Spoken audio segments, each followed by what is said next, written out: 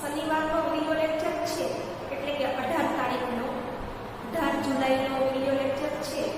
તેમાં તમને હોમવર્કની સાથે સાથે હેતુલક્ષી પાઠ 1, 8 અને 15મા પાઠની PDF મોકલવામાં આવી છે. તો હેતુલક્ષી પ્રશ્નો છે જે પરીક્ષામાં સેક્શન A છે એમાં પૂછાઈ શકે છે. એટલે તમારી જે હોમવર્ક બુક છે એમાં હેતુલક્ષી પ્રશ્ન છે તે ત્રણેય પાઠમાંથી લખી અને તૈયાર રાખજો. અને બાકી આખું સ્ટડી મટીરિયલ છે એ વાંચવું, ખાલી હોમવર્કના પ્રશ્ન છે એ જ તેમાંથી લખવા. પરંતુ હેતુલક્ષી પ્રશ્ન જે મોકલ્યા છે તમને તે તમે નોટબુકમાં લખી તૈયાર રાખી અને વાંચજો. તો ઇતિહાસનો બીજો પાઠ છે કે જે ભારતનો સાંસ્કૃતિક વારસો, કે બધા જ પાઠ ભારતની સંસ્કૃતિના વારસાના છે, પરંતુ બધાના ટોપિક છે અથવા તો શીર્ષક છે તે અલગ અલગ છે. પહેલા પાઠમાં આપણે ભારતની અને ગુજરાતની સંસ્કૃતિ અને સાંસ્કૃતિક વારસા વિશે વાત કરી હતી. બીજો પાઠ છે તેમાં ભારતનો સાંસ્કૃતિક વારસો છે જેમાં પરંપરાઓ એટલે કે સદીઓથી ચાલ્યું આવતું હોય, એક જ સરખું સદીઓથી ચાલ્યું આવતું હોય એવું અથવા તો રીત રિવાજો છે તે, જેમાં હસ્ત અને લલિત કલા. હસ્ત એટલે કે હાથેથી બનતી વિવિધ પ્રકારની કલા, અને લલિત કલા એટલે કે મનને આનંદ આપે, મનોરંજન પૂરું પાડે તેવી. તો બીજા પાઠમાં ભારતના કારીગરો જે હાથમાંથી બનાવેલી વસ્તુઓ તૈયાર કરતા હતા, જેમનો સાંસ્કૃતિક વારસો અને સાથે સાથે મનને આનંદ મળે, મનોરંજન પ્રાપ્ત થાય એવી કલા એટલે કે હસ્ત અને લલિત કલાની વાત આ પાઠમાં કરેલી છે. કે જેમાં પહેલા હાથેથી બનતી વિવિધ પ્રકારની કલા, જેમ કે માટીકામ કલા છે, ત્યાર પછી વણાટકામ છે, ચર્મ ઉદ્યોગ, હીરા અને મોતી ઉદ્યોગ, જરીકામ, જળતરકામ, ચિત્રકલા વગેરે. ત્યાર પછી લલિત કલા, જેમાં સંગીત કલા અને નાટ્ય કલા તેમજ નૃત્ય કલાનો સમાવેશ થાય છે. તો આખા પાઠની અંદર હાથેથી બનતી વિવિધ પ્રકારની કલાઓ અને મનોરંજન પ્રાપ્ત થાય એવી લલિત કલાઓનો અભ્યાસ આ પાઠમાં આપવામાં આવ્યો છે. ભારત સમૃદ્ધ સાંસ્કૃતિક વારસો ધરાવતો દેશ છે, કે ભારત પ્રાચીન સમયથી સમૃદ્ધ કહી શકાય એવો સાંસ્કૃતિક વારસો ધરાવે છે, જેમાં ભૌતિક અને જૈવિક વારસાનો સમાવેશ થાય છે. કે વારસો છે એમાં ભૌતિક અને જૈવિક બંને વારસાનો સમાવેશ થાય છે. તો ભૌતિક વારસો એટલે કે આપણે જેમને આંખ દ્વારા જોઈ શકીએ છીએ, જેનો સ્પર્શ કરી શકીએ છીએ તેવો વારસો. અને ત્યાર પછી જૈવિક વારસો એટલે કે માનવીના શરીર અથવા તો શારીરિક અવયવો સાથે જોડાયેલો વારસો એટલે કે જૈવિક વારસો. તો અહીં વ્યાખ્યા આપી છે જૈવિક વારસો, ભૌતિક વારસો અને સાંસ્કૃતિક વારસો. પરીક્ષામાં 2 માર્કના પ્રશ્નમાં પૂછી શકાય. એમાં પહેલા છે જૈવિક વારસો. બાળકને જન્મ સાથે જ મા બાપના શારીરિક અને માનસિક લક્ષણો મળે છે એને જૈવિક વારસો કહે છે. કે જ્યારે કોઈ કુટુંબમાં બાળકનો જન્મ થાય ત્યારે એ બાળકને પોતાના માતા પિતાના શારીરિક અને માનસિક લક્ષણો વારસા તરીકે પ્રાપ્ત થાય એમને જૈવિક વારસો કહે છે. ત્યાર પછી છે ભૌતિક વારસો. કે ભૌતિક વારસો કે જેને આપણે આંખ દ્વારા જોઈ શકીએ છીએ અને હાથ દ્વારા સ્પર્શ કરી શકીએ છીએ તેવો વારસો. તો એમાં ઘર, જમીન, કે આપણું ઘર કે મકાન છે, આપણી પાસે રહેલી ખેતીની અથવા તો ઉદ્યોગની જમીન છે, જાગીર એટલે કે મિલકત, આપણી પાસે જે કાંઈ મિલકત છે, ટૂંકમાં ઘર, જમીન, આપણી મિલકત, સ્થાવર અને જંગમ મિલકત. તો કે સ્થાવર અને જંગમ મિલકત એટલે શું? તો કે સ્થાવર મિલકત એટલે કે આપણે એક જગ્યાએથી બીજી જગ્યાએ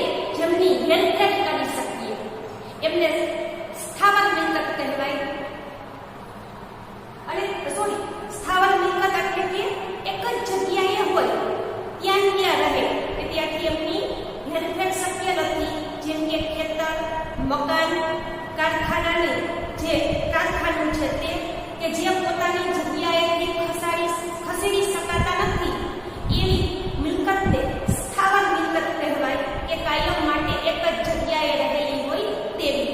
એનાથી ઉલટું જંગમ મિલકત, જંગમ એટલે કે આપણે એક જગ્યાએથી બીજી જગ્યાએ એમને ફેરવી શકીએ, જેમ કે ફર્નિચર, રાજરચીલું, અન્ય માલસામાન વગેરે. તો સ્થાવર એટલે કે એક જ જગ્યાએ સ્થિર થયેલી, ઉદાહરણ તરીકે ઘર અથવા તો ખેતર.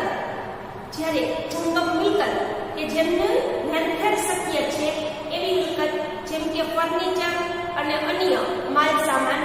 તો આવી ઘર, જમીન, જાગીર, સ્થાવર કે જંગમ મિલકત છે એ આપણને વારસામાં પ્રાપ્ત થાય એમને ભૌતિક વારસો કહે છે. ત્યાર પછી છે માનવી પોતાની આવડત, બુદ્ધિ, શક્તિ, કલા કૌશલ્ય દ્વારા જે કંઈ પ્રાપ્ત કરે છે અને જેનું સર્જન કરે છે તેમને સાંસ્કૃતિક વારસો કહે છે. કે માનવી છે એ પોતાની આવડત, પોતાની બુદ્ધિ, પોતાનું કલા અને કૌશલ્ય અને પોતાના જ્ઞાન દ્વારા જે કંઈ વસ્તુ પ્રાપ્ત કરે અથવા જેનું સર્જન કરે તેમને સાંસ્કૃતિક વારસો કહે છે. જે તમે લોકો પહેલા પાઠમાં પણ ભણી ગયા છો. તો અહીં વારસાની વાત કરી આપણે. ત્યાર પછી રૂઢિઓ, રીત રિવાજો અને એક વિશેષ પ્રકારની જીવનશૈલીને પણ સાંસ્કૃતિક વારસા તરીકે ઓળખી શકાય છે. એટલે કે સમાજ જીવનમાં આપણા પૂર્વજો છે, એટલે કે આપણા બાપ દાદા, એમણે આપણને જે પરંપરાઓ શીખવી છે, રૂઢિઓ અને રીત રિવાજો શીખવ્યા છે અને વિશેષ પ્રકારની જીવનશૈલી આપી છે કે જેને આપણે સાંસ્કૃતિક વારસા તરીકે ઓળખીએ છીએ. આ ઉપરાંત બીજી બાબત જેમ કે શિક્ષણ, ખેતી, વેપાર, રોજિંદા જીવન માટેના નીતિ નિયમો, ઉત્સવો, મનોરંજન, કલા, કારીગરી, માન્યતાઓ, કૌશલ્યોનો સમાવેશ પણ સાંસ્કૃતિક વારસામાં કરી શકાય છે. ટૂંકમાં માનવીએ જેમનું સર્જન કર્યું છે, જેમ કે શિક્ષણ, ખેતી, વેપાર, રોજિંદા આપણા વ્યવહારો છે, આપણે બનાવેલા નીતિ નિયમો, કાયદાઓ, ઉત્સવો, મનોરંજનના સાધનો, આ બધાને સાંસ્કૃતિક વારસાની અંદર સમાવિષ્ટ કરી શકાય છે. ભારત એ વિશ્વનો પ્રાચીન દેશ હોવાને લીધે ઉત્તમ પરંપરાઓ, સામાજિક મૂલ્યો, રૂઢિઓ, રીત રિવાજો, પરિવાર વ્યવસ્થા સાથેની ખાસિયત ધરાવતા સાંસ્કૃતિક વારસાનું જતન અને જાળવણી કરવાની આપણી ફરજ બની રહે છે. કે ભારત એ વિશ્વનો પ્રાચીન દેશ છે કે જેની ઉત્તમ પરંપરાઓ, એટલે કે ભારત વિશ્વમાં ખૂબ પ્રાચીન દેશ હોવાને કારણે ઉત્તમ એટલે કે સારામાં સારી ભારતની પરંપરાઓ, સમાજે બનાવેલા મૂલ્ય એટલે કે આપણને સારી બાબત શીખવે અને ખરાબ વસ્તુનો ત્યાગ કરવાનું કહે એને મૂલ્ય કહેવાય. રૂઢિઓ કે પરંપરાથી ચાલી આવતી હોય એવી રૂઢિઓ, રીત અને રિવાજો, પરિવાર વ્યવસ્થા, આ બધી જ ખાસિયતો છે જે સાંસ્કૃતિક વારસાનું જતન અને જાળવણી કરવાની આપણી ફરજ બનાવે છે. પ્રાચીન ભારતની 64 કલાઓ, જેમાં હસ્તકલા, કારીગરી, કસબ, હુનર, ચિત્ર, સંગીત, નાટ્યકલા અને નૃત્યકલા વગેરે ગણી શકાય છે. કે પ્રાચીન સમયથી ભારતમાં અનેક પ્રકારની કલાઓ છે જે પ્રખ્યાત છે, કે જેમને 64 કલાઓ તરીકે પણ ઓળખાય છે. કે ભારતમાં પ્રાચીન સમયમાં અલગ અલગ 64 પ્રકારની કલાઓ છે એ લોકો જાણતા હતા. જેમાંથી મુખ્ય હસ્ત એટલે કે હાથેથી બનતી વસ્તુઓની કલા, કારીગરી એટલે કે કોઈ પથ્થર, લાકડું કે ધાતુ છે એની ઉપર ઝીણી કોતરણી કે ડિઝાઇન કરવી એમને કારીગરી કહેવાય. કસબ એટલે કે આપણી અંદર રહેલી કોઈ સારામાં સારી આવડત કે જેનાથી આપણે નવી વસ્તુનું સર્જન કરી શકીએ. હુનર એટલે કે કસબ જેવું જ છે કે આપણને આવડતી હોય એવી વિશિષ્ટ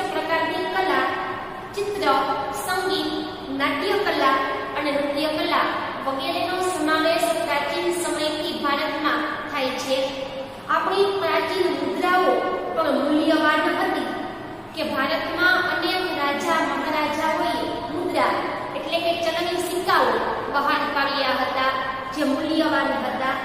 ભૂતકાળમાં વિદેશી પ્રવાસીઓ કે આક્રમકો માટે ભારતની સમૃદ્ધિ આકર્ષણનું કેન્દ્ર હતી કે ભૂતકાળમાં અનેક વિદેશી પ્રવાસીઓ છે અથવા તો આક્રમકો છે તે ભારતની સમૃદ્ધિ જોઈ અને ભારતમાં આવતા હતા. આજે ભારતના સાંસ્કૃતિક વારસાના પ્રતીક સમાન યોગ વિદ્યાનો સમગ્ર દુનિયાએ સ્વીકાર કર્યો છે કે ભારતનો સાંસ્કૃતિક વારસો કહી શકાય કે ભારતમાં પ્રાચીન સમયથી ઋષિ મુનિઓ છે જે યોગ વિદ્યા જાણતા હતા.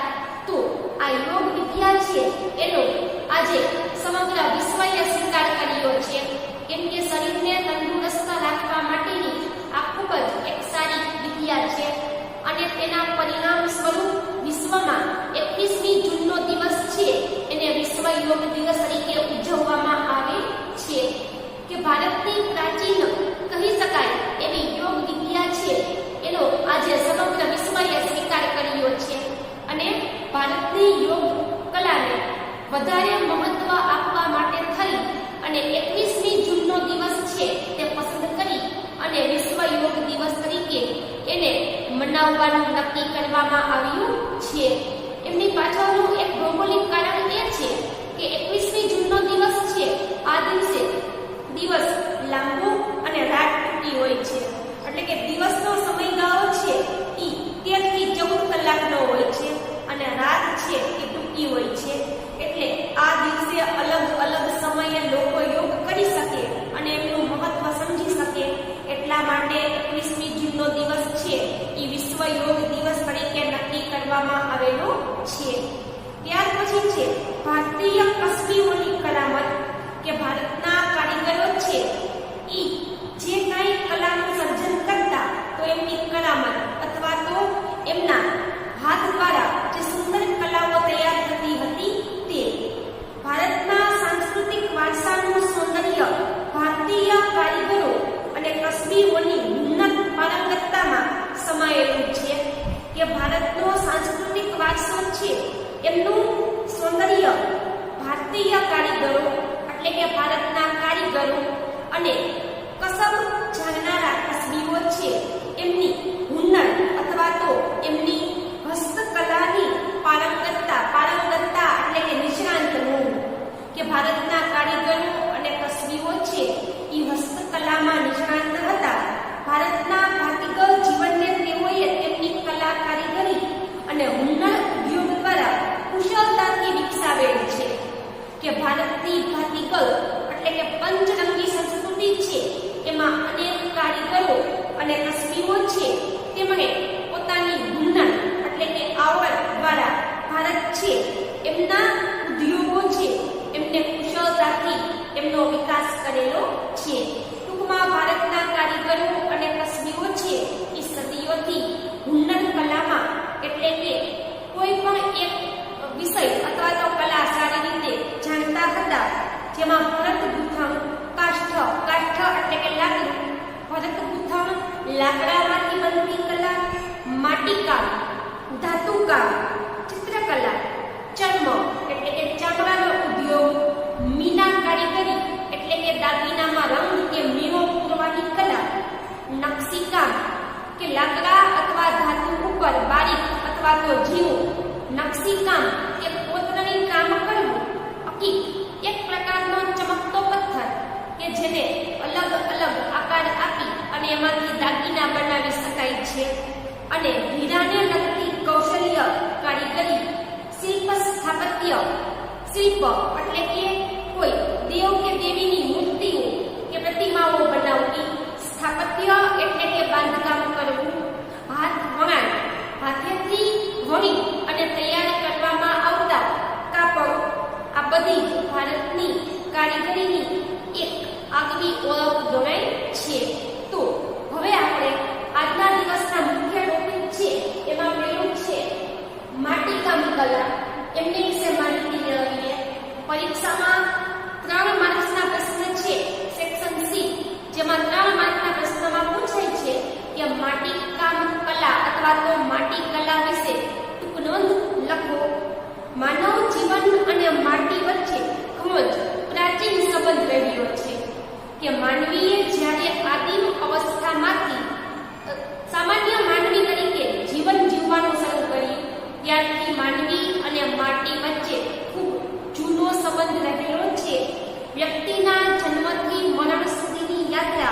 માટી સાથે જોડાયેલી છે.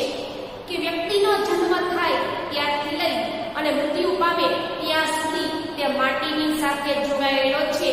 હિન્દુ ધર્મશાસ્ત્રમાં કહ્યું છે કે માણસ છે તે માટીમાંથી બને છે. એટલે કે માટીના જે 5 પંચમહાભૂત છે કે પાણી, પછી આકાશ, હવા વગેરે જેવા જે પંચમહાભૂતના તત્વો છે, આકાશ, પૃથ્વી, હવા, પાણી અને સૂર્ય, એવા પંચમહાભૂતના તત્વ છે એમાંથી માનવી બન્યો છે. કે જેમાં મુખ્યત્વે કહું તમને તો એક તો જમીન આવે, પાણી આવે, હવા, આકાશ અને હજી એક વસ્તુ છે જે યાદ નથી આવતી, પણ આ પંચમહાભૂતના તત્વો છે કે જેમાંથી માનવી બન્યો છે. તો માનવીનો જન્મ પણ માટીમાંથી થાય છે અને જ્યારે તે મૃત્યુ પામે ત્યારે એને સળગાવવામાં અથવા તો દાટવામાં આવે છે ત્યારે પણ તે માટીમાં ભળી જાય છે. ધાતુ કામની શોધ જ્યારે નક્કી થઈ ત્યારે માનવી મહદ અંશે માટીમાંથી બનાવેલી સામગ્રીનો ઉપયોગ કરતો હતો. કે જ્યારે ધાતુની શોધ નથી થઈ ત્યારે માનવી માટીમાંથી બનાવેલી અવનવી વસ્તુઓ છે એમની શોધ કરી અને એમને જીવનમાં વાપરતો હતો. જેમાં માટીના રમકડા, ઘડા, કુલરી, પુરિયા, હાંડલા, માટીના ચૂલા અને અનાજ સંગ્રહ કરવા માટેની કોઠીઓનો સમાવેશ થતો હતો. કે પ્રાચીન સમયમાં માનવી માટીની વસ્તુઓનો ઉપયોગ કરતો, જેમાં મુખ્યત્વે માટીમાંથી બનતી વસ્તુમાં નાના બાળકોના માટીના રમકડા, ઘડા એટલે કે પાણી ભરવાની જે હેલ કહીએ છીએ તે ઘડા, કુલરી એટલે કે દહીં અથવા તો છાશ કે દૂધ ભરવા માટેનું, પ્રવાહી વસ્તુ ભરવા માટેનું એક માટીનું સાધન જેને કુલરી કહેવાય, પુરિયા કે જેમાં ભગવાનના દીવા કરવામાં આવે છે, હાંડલા એટલે કે પાણી ભરવા માટેનો હાંડો, માટીનો ચૂલો અને અનાજ સંગ્રહ કરવા માટેની કોઠીઓ પણ માટીમાંથી બનાવવામાં આવતી હતી. આ સમયે ઘરોની દિવાલ માટી અને છાણથી લીપી અને તેમને રક્ષણ આપવામાં આવતું. કે પ્રાચીન સમયમાં જ્યારે અન્ય શોધ નથી થઈ ત્યારે માટી અને છાણ બંનેનો ઉપયોગ કરી અને ઘરની દિવાલો છે એમનું રક્ષણ કરવામાં આવતું હતું. પાણી, દૂધ, દહીં, છાશ અને ઘી જેવા પ્રવાહી પણ માટીના વાસણમાં રાખવામાં આવતા હતા.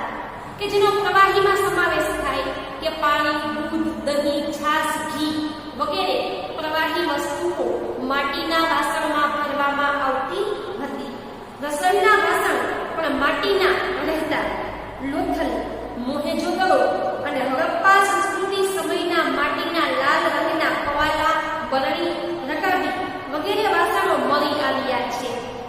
કે પ્રાચીન સમયથી ખાસ કરીને ભારતની જે જૂની સંસ્કૃતિ, હડપ્પાની સંસ્કૃતિ પ્રાપ્ત થઈ એમાંથી ગુજરાતમાંથી મળી આવેલું લોથલ નામનું શહેર અને અન્ય પંજાબમાંથી મળી આવેલું મોહેંજો-દડો નામનું શહેર કે જે હડપ્પાની સંસ્કૃતિનો સમયગાળો ગણાય છે.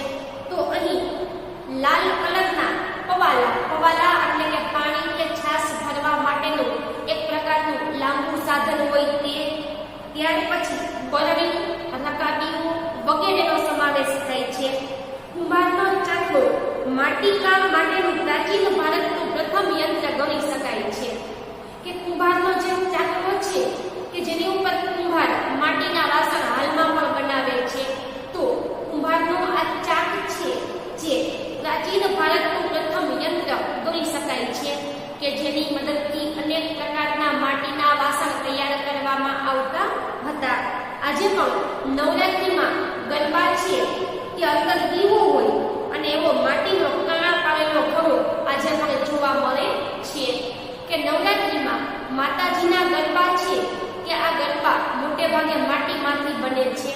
કે જેને ચારેય બાજુ કાણા પાડેલા હોય છે, અંદર દીવો પ્રગટાવવાનો હોય છે કોળિયામાં અને ઉપર કોળિયું ઢાંકી દેવાનું હોય છે. કે આ જે કાણા છે એમાંથી ચારેય બાજુ પ્રકાશ છે તે બહાર આવે છે. કાચી માટી અને કાચી માટીમાંથી પકવેલા ટેરાકોટાના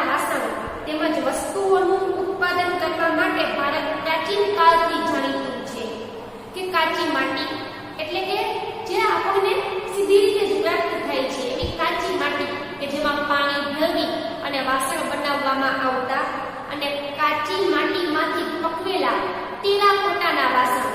તો કે ટેરાકોટા એટલે શું? એક પ્રકારની પકવેલી માટી કે કાચી માટી હોય એમાંથી સીધા વાસણ તૈયાર કરી દેવામાં આવે કે જે લાંબો સમય ટકતા નથી.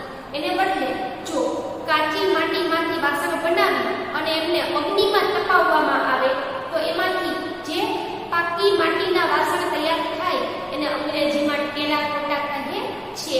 તો માટીના વાસણ છે એને અગ્નિમાં તપાવી અને બહાર લાવવામાં આવે તો તે લાંબો સમય ટકી રહે છે. તો આવા કાચી અને પાકી માટીમાંથી બનાવેલા વાસણો છે એનું ઉત્પાદન કરવામાં પ્રાચીન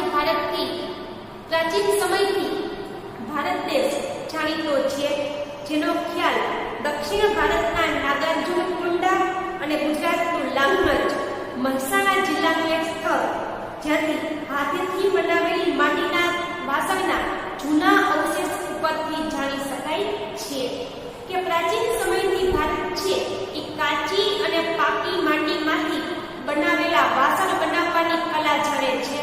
એનું ઉદાહરણ જોવું હોય તો દક્ષિણ ભારતમાં આવેલું નાગાર્જુન કોંડા નામનું સ્થળ અને ગુજરાતમાં મહેસાણા જિલ્લાનું લાંગણજ નામનું ગામ કે જ્યાંથી હાથેથી બનાવેલી માટીના વાસણો મળી આવ્યા છે કે જે પ્રાચીન સમયથી ભારત માટીના વાસણ માટે જાણીતું છે એમ આપણે આના આધારે કહી શકીએ છીએ. ત્યાર પછી નવો ટોપિક છે વણાટ કલા. વણાટ કલા એટલે કે હાથેથી વણી અને કાપડ અથવા તો વસ્ત્ર તૈયાર કરવું. રૂની પૂણીમાંથી તાતણા ખેંચવા કે રૂ છે એ જ્યારે ખેતરમાંથી કપાસમાંથી રૂ કાઢવામાં આવે ત્યારે રૂની પૂણી એટલે કે પૂળો, રૂનો પૂળો હોય એમાંથી તાતણા એટલે કે લાંબા તાર કે લાંબા દોરા કે રૂનો પૂળો છે એમાંથી લાંબા તાતણા કે તાર ખેંચવામાં આવે એમને વળ ચડાવી એકબીજાની પકડમાં જોડી લાંબો દોરો તૈયાર કરવામાં આવે એને કાતર કલા કહે છે. પરીક્ષામાં 2 માર્ક્સના પ્રશ્નમાં પૂછી શકાય કે કાતર એટલે શું? તો કે રૂનો પૂળો છે, આ પૂળામાંથી લાંબા તાર કે તાતણા ખેંચવામાં આવે એમને વળ ચડાવી અને એકબીજાની પકડ છે એમાં જોડી એટલે કે લાંબા તાર ખેંચી એને એકબીજામાં વળ ચડાવી ત્યાર પછી લાંબો દોરો તૈયાર કરવામાં આવે એમને કાતર કલા કહે છે. મહાત્મા ગાંધીજીએ કાતર વણાટ ગૃહ ઉદ્યોગને સવિશેષ મહત્વ આપી અને આઝાદીના આંદોલનમાં સ્વદેશી અને સ્વાવલંબન સાથે જોડી એક ઇતિહાસ લખ્યો છે જેને આપણે બધા જ જાણીએ છીએ કે મહાત્મા ગાંધીજી છે તેમણે કાતર વણાટ ગૃહ ઉદ્યોગ એટલે કે કાંતી અને વણવાનો ગૃહ ઉદ્યોગ એટલે કે પોતાના ઘરે કોઈ પણ વ્યક્તિ પોતાની જાતે ઉદ્યોગ ચલાવી શકે, ટૂંકમાં ઘરમાં ચલાવવામાં આવતો ઉદ્યોગ. તો મહાત્મા ગાંધીજીએ સ્વાવલંબી અને સ્વનિર્ભર બનવા માટે થઈ અને આઝાદીનું જ્યારે આંદોલન ચાલતું હતું ત્યારે કાતર વણાટ ગૃહ ઉદ્યોગને વિશેષ મહત્વ આપ્યું. ઘરે રેટીઓ શરૂ કરવાનું કહી અને જાતે જ કાપડનું ઉત્પાદન લોકો કરે એવી એમણે પ્રેરણા લોકોને પૂરી પાડી હતી. અને સ્વદેશી એટલે કે આપણા દેશમાં બનેલી વસ્તુ લોકો વાપરે અને સ્વાવલંબન એટલે કે બીજા પર આધાર ન રાખવો, પોતાની જાતે મહેનત કરી અને આગળ આવવું. તો ગાંધીજીએ આઝાદીના આંદોલનમાં સ્વદેશી અને સ્વાવલંબી બનવા માટે થઈ અને કાતર વણાટ ગૃહ ઉદ્યોગને વિશેષ મહત્વ આપ્યું હતું. જેમાં પહેલા છે હાથ વણાટ એટલે કે હાથેથી વણી અને તૈયાર કરવામાં આવતું કાપડ. પ્રાચીન સમયથી ભારત વસ્ત્ર વિદ્યા ક્ષેત્રે જાણીતું છે કે પ્રાચીન સમયથી ભારતમાં કાપડ તૈયાર કરી અને એના તૈયાર વસ્ત્ર બનાવવામાં આવે છે. ભારતના કુશળ કારીગરો દ્વારા તૈયાર થતી ઢાકાની મલમલનો તાકો દિવાસળીની પેટીમાં સમાતો અથવા તો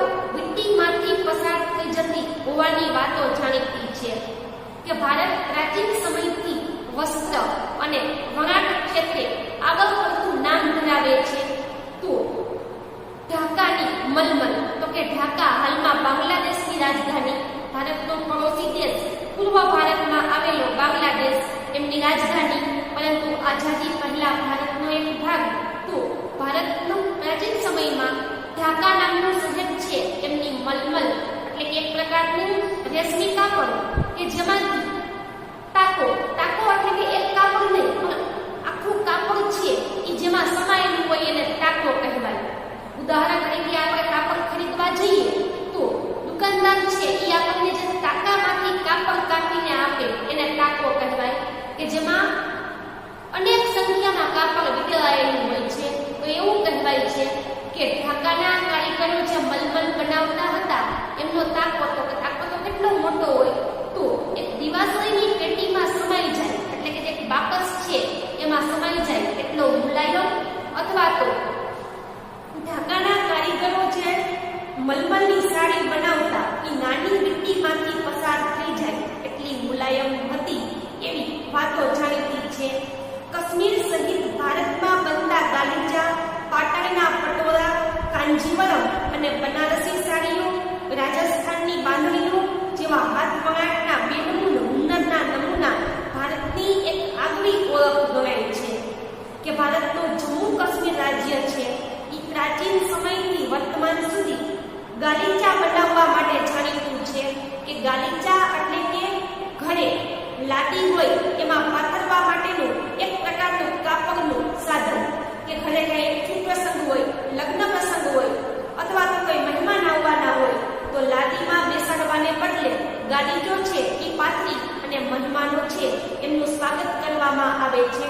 તો જમ્મુ કાશ્મીર રાજ્યના ગાલીચા, પાટણ ગુજરાતનું એક શહેર, ઉત્તર ગુજરાતમાં આવેલું પાટણ નામનું શહેર, કે ત્યાંના પટોળા એટલે કે એક પ્રકારની પટોળા ટાઈપની સાડી, કાંજીવરમ દક્ષિણ ભારતની કાંજીવરમની સાડી અને ઉત્તર ભારતની બનારસી સાડીઓ, રાજસ્થાનની બાંધણીઓ, તો આ બધી જ વસ્તુઓ છે જે હાથ વણાટ એટલે કે હાથથી વણીને તૈયાર કરેલા કાપડના બેનમૂન એટલે કે બીજા સાથે તુલના ન કરી શકાય એવા હુન્નર અથવા તો હાથેથી બનાવેલા નમૂના છે જેને ભારતને એક આગવી ઓળખ પૂરી પાડી છે.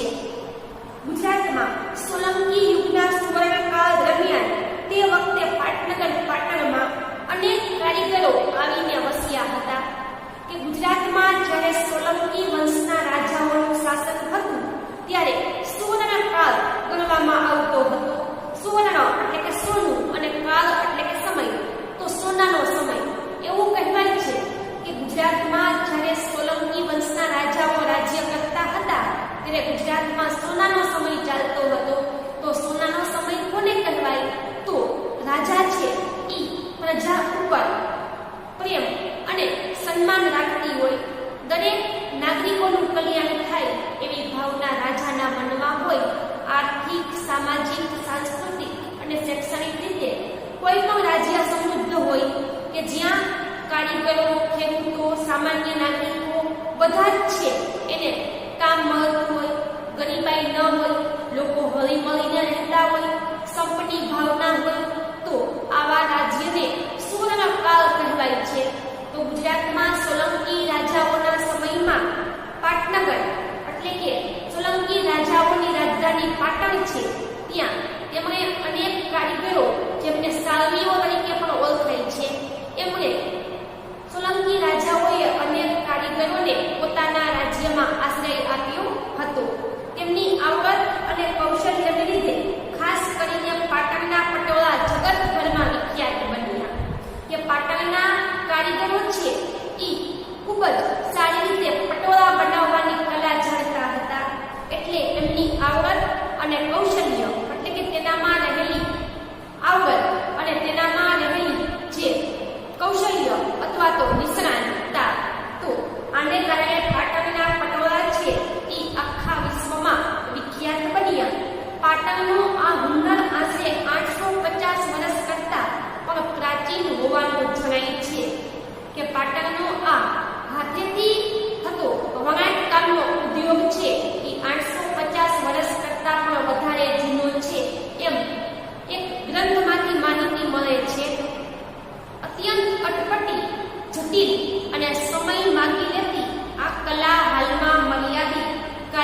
પાસે જ રહી છે. અત્યંત અટપટી એટલે કે જલ્દી ન સમજી શકાય તેવી કે પટોળા છે એ બનાવવા કોઈ સહેલી વાત નથી. પટોળાની કલા છે એ અટપટી, ઝડપથી ન સમજી શકાય તેવી, જટિલ એટલે કે ખૂબ જ અઘરી અને લાંબો સમય માંગી લેતી આ કલા છે એ હાલમાં મર્યાદિત એટલે કે ખૂબ ઓછા કારીગરો જાણે છે. પાટણમાં બનતા આ રેશમી વસ્ત્રને બેવડી ઇક્ત એટલે કે પટોળા તરીકે ઓળખવામાં આવે છે. કે પાટણમાં જે રેશમમાંથી વસ્ત્ર તૈયાર થાય છે એમને બેવડી ઇક્ત, બેવડું એટલે કે બંને બાજુ, ઇક્ત એટલે કે કાપડ, બંને બાજુ પહેરી શકાય એવું કાપડ એટલે કે પટોળા તરીકે ઓળખવામાં આવે છે. તો પાટણના પટોળા છે એમની એક વિશેષતા જોઈએ તો એને આગળ અને પાછળ બંને બાજુ પહેરી શકાય.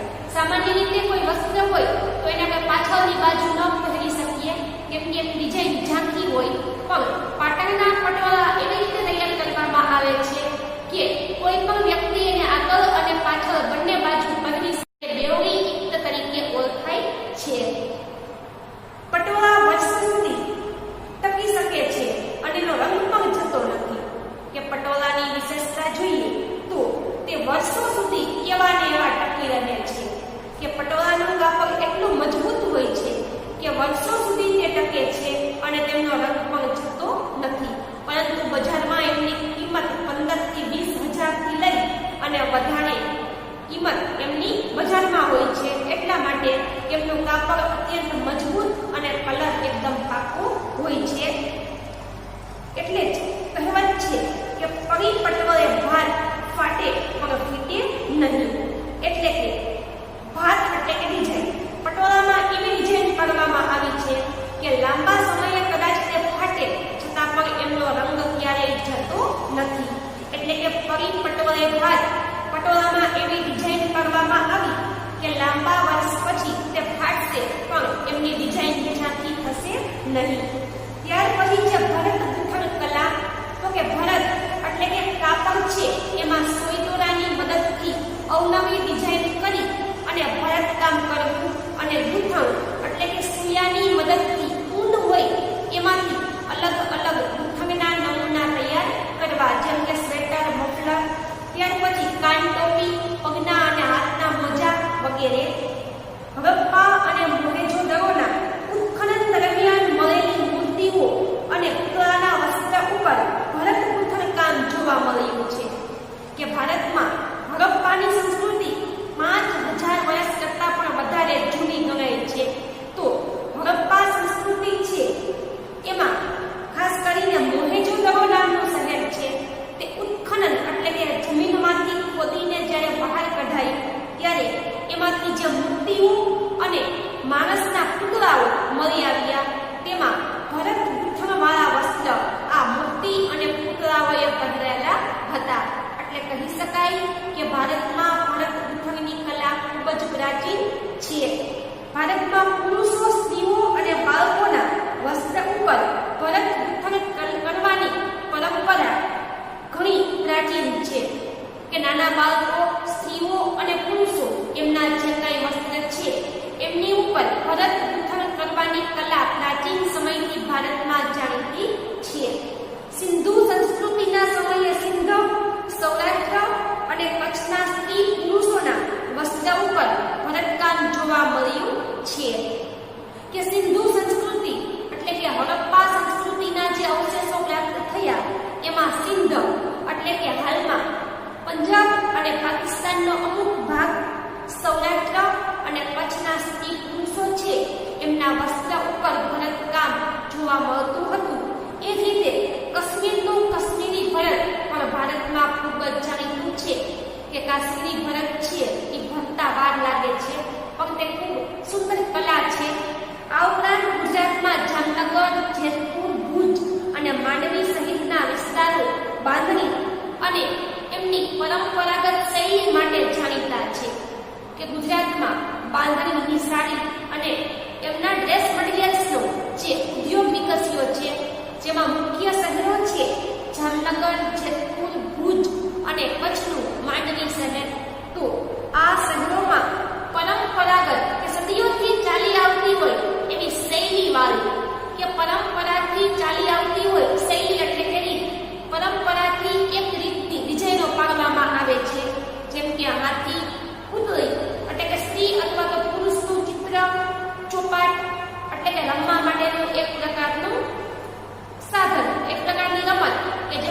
મહાભારતના સમયમાં જાણીતી હતી ચોપાટની રમત. પક્ષીઓ કળશ એટલે કે કળશો વગેરેની સુંદર ડિઝાઇન માટે જાણીતા છે. કપડા ઉપર છપાઈ અને ભરત ગૂંથણ એ ગુજરાતમાં કચ્છ, સૌરાષ્ટ્ર વગેરે પ્રદેશની સ્ત્રીઓનો ગૃહ વ્યવસાય રહ્યો છે. કે કપડા ઉપર છપાઈ કરવી, છપાઈ એટલે કે છાપકામ કરવું, કે કાપડને છાપવું અને તેમાં ભરત ગૂંથણ કરવું. આ કલા કચ્છ અને સૌરાષ્ટ્રની બહેનો છે એમનો ગૃહ વ્યવસાય પણ ગણાય છે. કે કચ્છ અને સૌરાષ્ટ્રની બહેનો છે ઈ જ્યારે નવરાશનો સમય હોય પોતાના ઘરે ત્યારે કાપડ ઉપર છાપકામ કરી અને ભરત ગૂંથણ કરવાની કલા તેઓ ગૃહ વ્યવસાય તરીકે એટલે કે ઘરે તેમણે આવો ગૃહ વ્યવસાય અપનાવ્યો છે. કે ઘરેથી કંઈ પણ વસ્તુનું ભરતકામ કરી અને પછી એમને બજારમાં મોકલવામાં આવે છે વેચવા માટે. ચંદરવા, શાક, તોરણ, ચાંદડા, ઓછાળ, તકિયા, પાલણા, ઓશિકા ઉપરાંત કેટલીક કોમોમાં પહેરાતા કેલિયા નામના વસ્ત્ર ઉપર પણ ભરત ગૂંથણની કલા છે ઈ આજે પણ પ્રખ્યાત છે. તો કે ચંદરવો, શાક અને તોરણ. કે ચંદરવો એટલે કે એક પ્રકારનું ઘર છે એને સુશોભન કરવા માટેનું સાધન, કે ઘરને સજાવટ કરવા માટેનું સાધન ચંદરવો. શાક અને તોરણ, તોરણ એટલે કે દરવાજે કે બારીએ સુશોભિત કરવા માટે જે તોરણ લગાવીએ છીએ તે શાક અને તોરણ. ચાકડા કે ઘરમાં પ્રાચીન સમયમાં મોટે ભાગે કાપડ છે એની ઉપર છાપકામ કરી અને ભરત ગૂંથણ કરી અને તેને ચારેય બાજુ પ્લાસ્ટિકની ફ્રેમથી મઢવામાં આવે એમને ચાકડા કહેવાય. કે જેમાં પણ ભરત ગૂંથણની કલા વિકાસ પામી હોય છે. ઓછાળ કે સેટી કે પલંગ ઉપર પાથરવાના ઓછાળ. તકિયા એટલે કે ઓશિકા છે તે પારણો નાના બાળક છે એના ઘડિયામાં જે પારણો બાંધવામાં આવે છે તે. અને ઓશિકા ઉપરાંત કેટલીક કોમ કે કેટલીક જાતિ ખાસ કરીને ભરવાડ અને કોરી જાતિ છે કે જેમાં પુરુષો અને બાળકો કેડિયાઓ પહેરે છે. તો આ કેડિયા નામનું વસ્ત્ર છે એમાં પણ ભરત ગૂંથણની કલા આજે પણ પ્રખ્યાત છે. ભરત ગૂંથણથી શણગારેલા ધાબળા, રજાઈ ઉપર ભૌમિતિક અને વિવિધ આકૃતિ પ્રધાન કૃતિઓ સાથેનું ભરતકામ પણ જોવા મળે છે. કે ભરત ગૂંથણથી શણગારેલા ધાબળા, ધાબળા એટલે એક પ્રકારનું ગરમ ઓઢવાનું સાધન. ખાસ કરીને શિયાળામાં ધાબળો છે એ ઓઢવામાં આવે છે કે જેમાંથી ઠંડીમાં રક્ષણ મળે છે. રજાઈ પણ એવું જ ઠંડી માટેનું રક્ષણનું સાધન છે કે જેમાં પણ ભરત ગૂંથણની કલા જોવા મળે છે.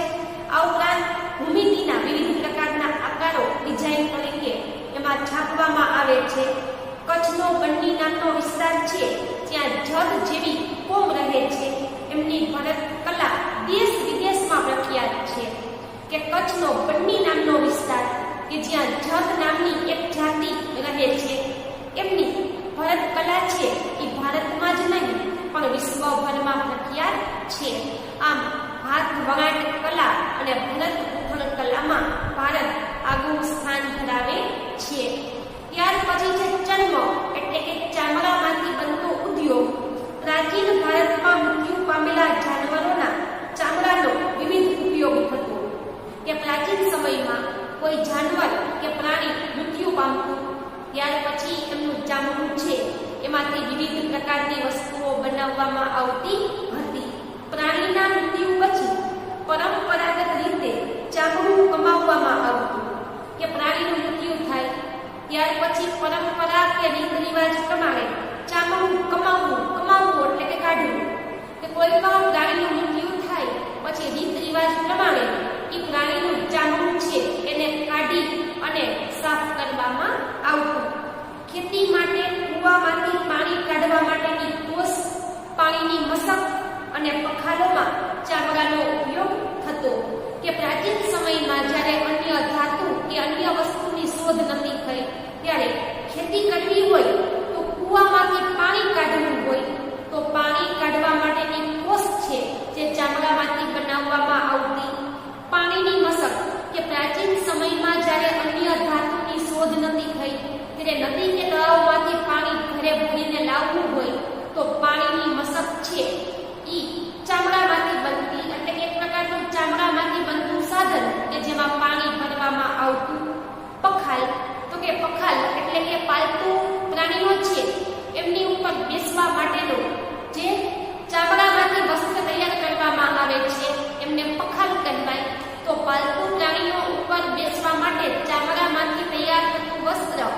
જે પખાલ ચામડામાંથી બનતું, પાણી માટેના સાધનો એટલે કે મસક પાણીમાંથી બનતી, ખેતી કરવા માટેની પાણી કાઢવાની કોસ ચામડામાંથી બનાવવામાં આવતી, આ ઉપરાંત ઢોલ, નગારા, તબલા, ઢોલક જેવા સંગીતના સાધનો છે.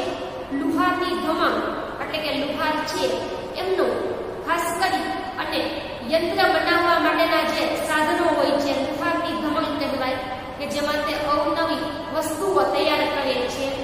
વિવિધ પ્રકારના પગરખા એટલે કે બૂટ, ચપ્પલ, સેન્ડલ વગેરે.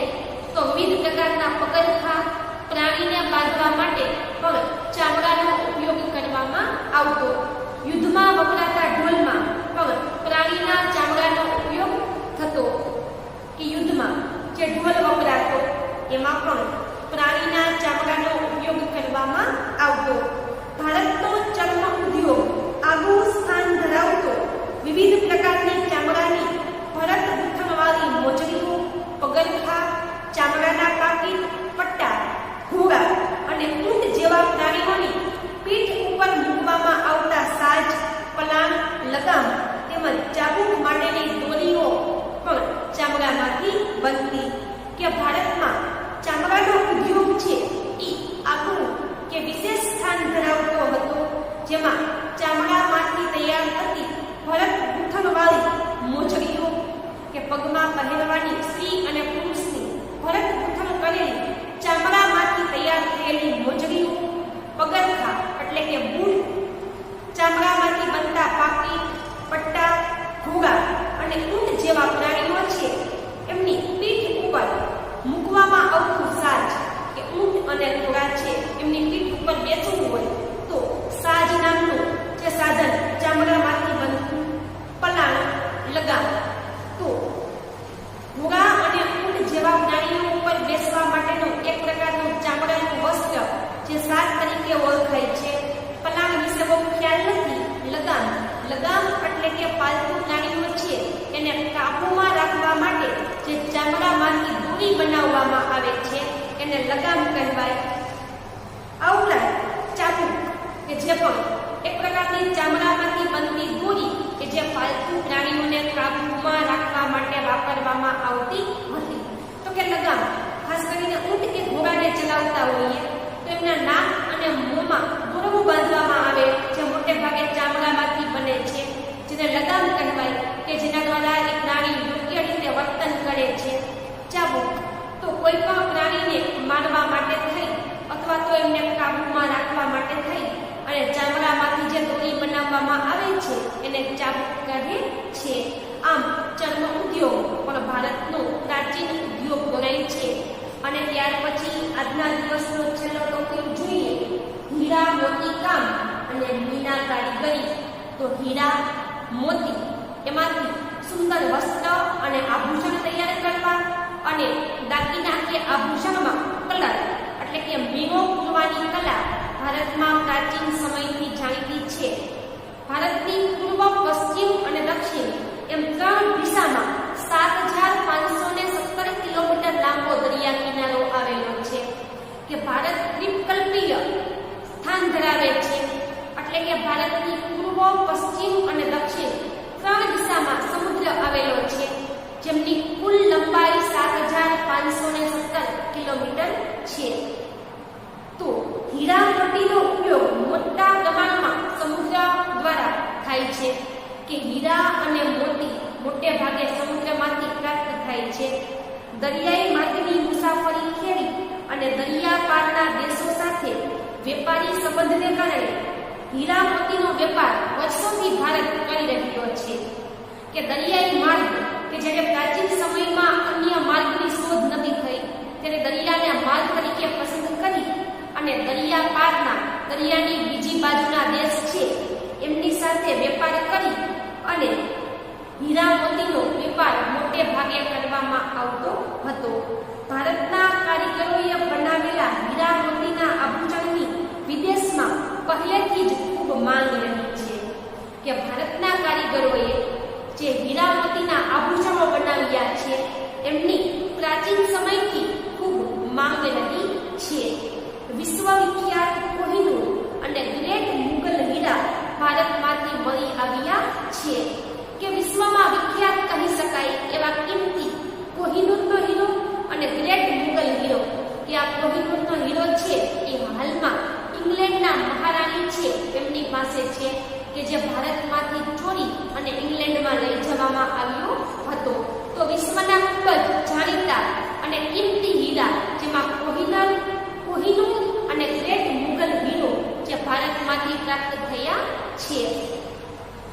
ભારતીયો આભૂષણ અને અલંકારના શોખીન હોવાથી દાગીના છે સોનાના દાગીના ઉપરાંત શ્રીમંત વર્ગ, રાજા મહારાજાઓ અને અમીર ઉમરાઓ વૈવિધ્યસભર હીરા મોતીના આભૂષણ પહેરતા હતા.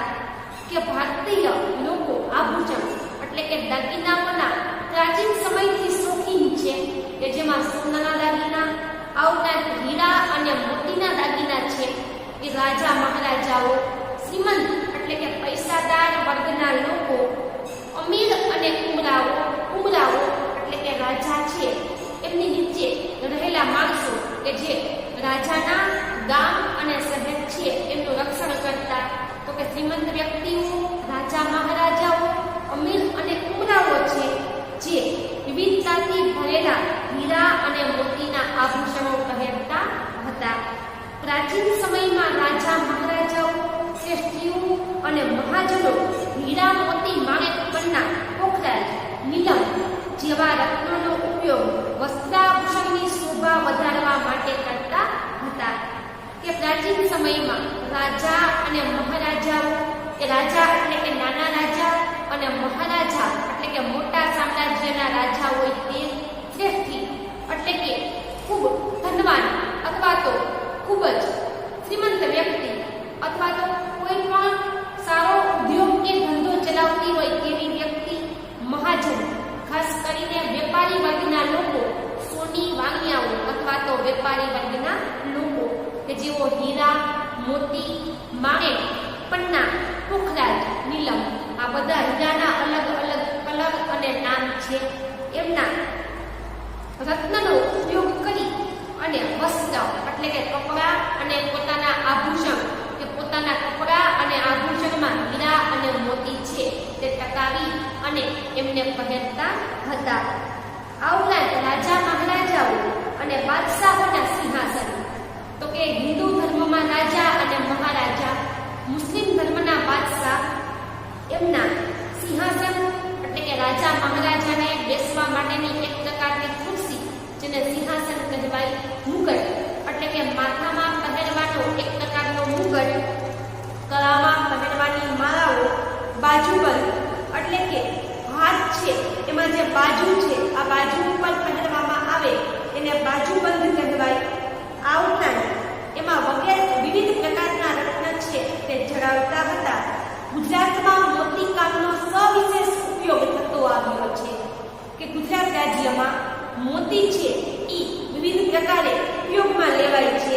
જેમ કે મોતીમાંથી કલાત્મક તોરણ બનાવવા, માળાઓ બનાવવી, કળશ એટલે કે કળશાઓ છે એની ચારે બાજુ મોતીકામનું સુંદર ભરતકામ કરવું, ઘૂઘરા નાના બાળકોને રમવાના ઘૂઘરા છે તે, પછી વિશે બહુ ખ્યાલ નથી પણ ઘૂઘરા એટલે કે નાના બાળકોને રમકડાનું એક સાધન, પછી બારી છે એમાં લગાવવાના તોરણ, ચાકળા એટલે કે કાપડ છે એની ઉપર છાપકામ કરી અને દોરા અથવા તો મોતીની મદદથી એમને ભરી અને ચારેય બાજુ એમને ફ્રેમ કરાવવી એમને ચાકળા કહેવાય.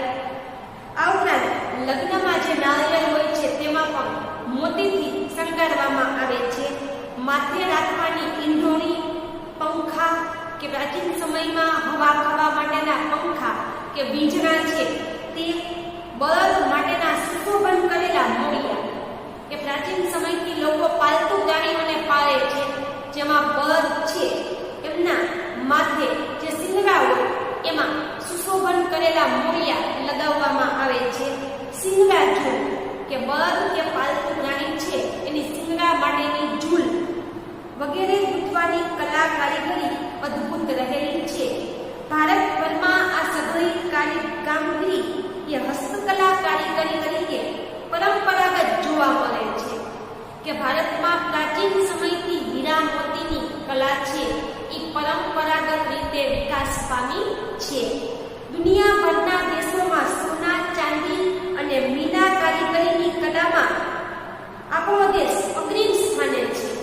કે વિશ્વભરની વાત કરીએ તો સોનું, ચાંદી અને સોના ચાંદીમાં મીના કારીગરીની કલામાં ભારત છે એ અગ્રીમ એટલે કે આગળ પડતું સ્થાન ધરાવે છે.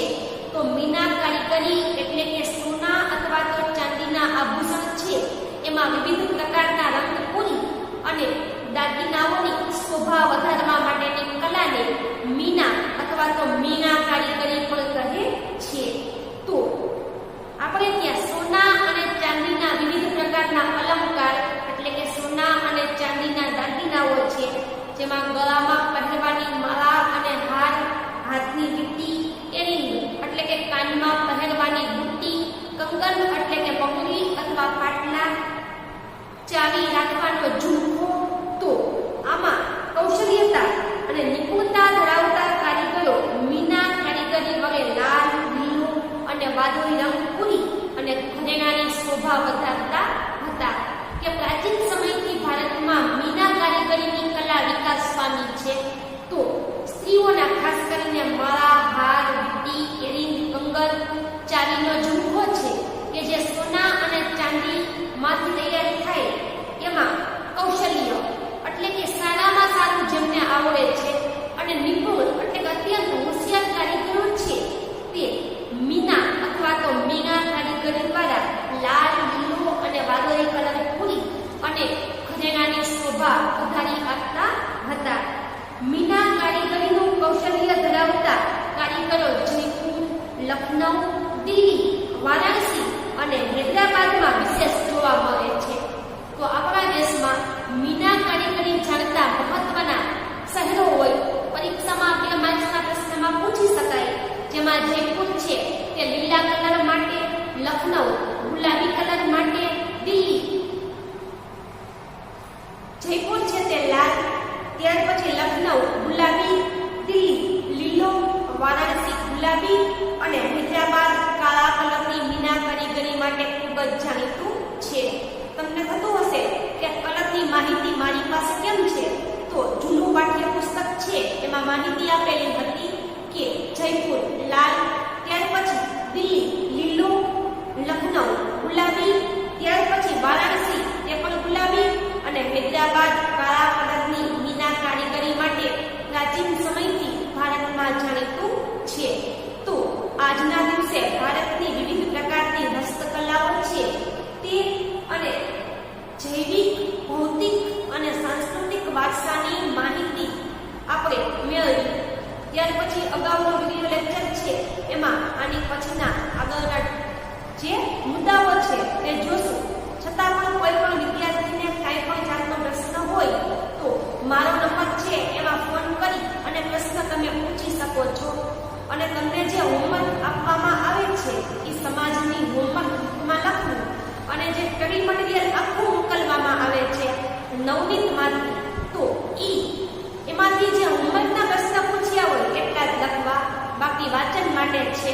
અને હેતુલક્ષી પ્રશ્ન તમને જે મોકલવામાં આવે છે એ તમારે તમારી હોમવર્ક